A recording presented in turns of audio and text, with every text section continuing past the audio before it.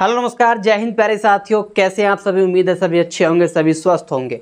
Uttar Pradesh police 60,244 वाली भर्ती में सभी बच्चों का वेरिफिकेशन भी अब लगभग कंप्लीट हो चुका है और अब उनकी ट्रेनिंग पर जाने की तैयारी है।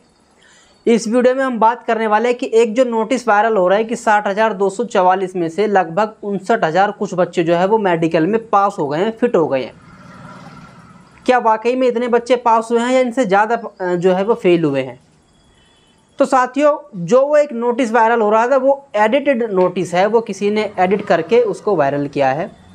जबकि 60,244 में लगभग कितने पास हो पाए हैं इसका ऑफिशियल डाटा अभी तक नहीं आ पाया है, क्योंकि अभी कुछ बच्चों का मेडिकल होना बाकी रह रहा है। कुछ बच्चे जो इधर उधर से आ रहे हैं, मतलब जो किसी वजह से फंस गए थे, अब क्लियर होके आ रहे हैं, तो अभी भी उनका मेडिकल होना बाकी रह रहा है। तो जैसे ही उनका मेडिकल कंप्लीट हो जाता है उसके बाद ही ये कंफर्म हो पाएगा कि कितने बच्चे जो है वो मेडिकल परीक्षा में पास हुए हैं।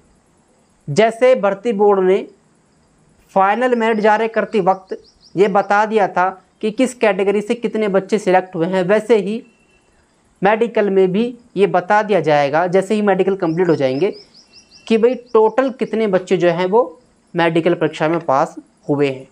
तो उस विषय में अभी कोई चिंता ना करें। एक जो संशय है कि जो आपका स्कूल है वो जिस थाने में पड़ता है उस थाने से अभी तक आपके पास फ़ोन आया है या नहीं आया है, या उस थाने से आपका वेरिफिकेशन हुआ है या नहीं हुआ है। तो ये वाला जो संशय है वो सिर्फ उन बच्चों के लिए है जिन्होंने अदर डिस्ट्रिक्ट से अपनी पढ़ाई की है। आप रहते इस ज़िले में हैं लेकिन आपका जो स्कूल जो कॉलेज था वो दूसरे ज़िले में लगता है और आपने वहाँ से पढ़ाई की है 10th 12th या उससे आगे। तो जिस थाने क्षेत्र में वो स्कूल आपका पड़ता है उस थाने क्षेत्र से हो सकता है कि लगभग अब तक आपके पास में ये फ़ोन कॉल या कोई ना कोई जानकारी आ गई होगी और आपसे उन्होंने ये पूछ भी लिया होगा कि आपका नाम ये है, आप यहाँ पर पढ़े थे या वहाँ पर पढ़े थे, कहाँ पर पढ़े थे। बस इतनी ही जानकारी वो पूछते हैं और उसके बाद वो अपना रिकॉर्ड चेक कर लेते हैं कि ऐसा तो नहीं है कि अपने स्टडी टाइम के दौरान इन्होंने हमारे थाना क्षेत्र में कोई मारपीट झगड़ा किया था जिस वजह से हमारे थाने पर इनके खिलाफ कोई विवेचना या कोई मुकदमा लिखा गया हो। इतनी बातें वो वेरीफाई करते हैं। तो अगर आपने भी इस तरह से किसी दूसरे ज़िले से पढ़ाई की है और आपका इस तरह उस थाने से हो गया तो बहुत अच्छी बात है। अगर नहीं हुआ तो वो भी हो जाएगा, उसमें ज़्यादा डरने वाली बात नहीं है। जो बहुत ही ज़्यादा टेंशन ले रहे हैं कि हमारा अभी तक नहीं हुआ, हमसे नहीं पूछा है, तो ऐसा कुछ नहीं। अगर नहीं भी पूछते हैं तब भी वो अपनी रिपोर्ट लगा करके भेज देंगे। हाँ, ये है कि वो रिपोर्ट उनकी जाने ज़रूर होते हैं, वो भेजते ज़रूर हैं अगर आपका स्कूल जहाँ से आपने पढ़ाई की 10th और 12th वो दूसरे ज़िले में है। तीसरा पॉइंट साथियों कि जब आप ट्रेनिंग पर अब जा रहे हैं और यूपीएसआई की वैकेंसी आने वाली है और आप सभी चाहते हैं कि यूपीएसआई में भर्ती हो जाएं जिन्होंने ग्रेजुएशन कर रखी है, तो ट्रेनिंग में क्या आपको यूपीएसआई की तैयारी के लिए टाइम मिलेगा? तो साथियों, ट्रेनिंग में यूपीएसआई की तैयारी करने लिए बहुत ही कम टाइम मिलेगा। तो इसीलिए अभी आप 1 महीना तो कम से कम है ही अपने घर पे, थोड़ी सी अपनी तैयारी रिवीजन टाइप की करके जाइए। और ट्रेनिंग में जो भी आपको घंटा 1.5 घंटे का टाइम मिलता है उसमें आप रिवीजन करते रहना, उसमें आप अपना रिवाइज करते रहना कि आप बस इसमें बने रहें कि हम कंपटीशन की तैयारी में लगे हुए हैं। क्योंकि इतना अधिक टाइम तो आपको नहीं मिलेगा जितना टाइम आपको कांस्टेबल की तैयारी करने के लिए मिला था। हालांकि यूपीएसआई और कांस्टेबल मैथ या रीजनिंग जैसे जो टॉपिक्स हैं वो 90% सेम ही हैं, ठीक है। 10% ही कुछ टॉपिक्स चेंज है।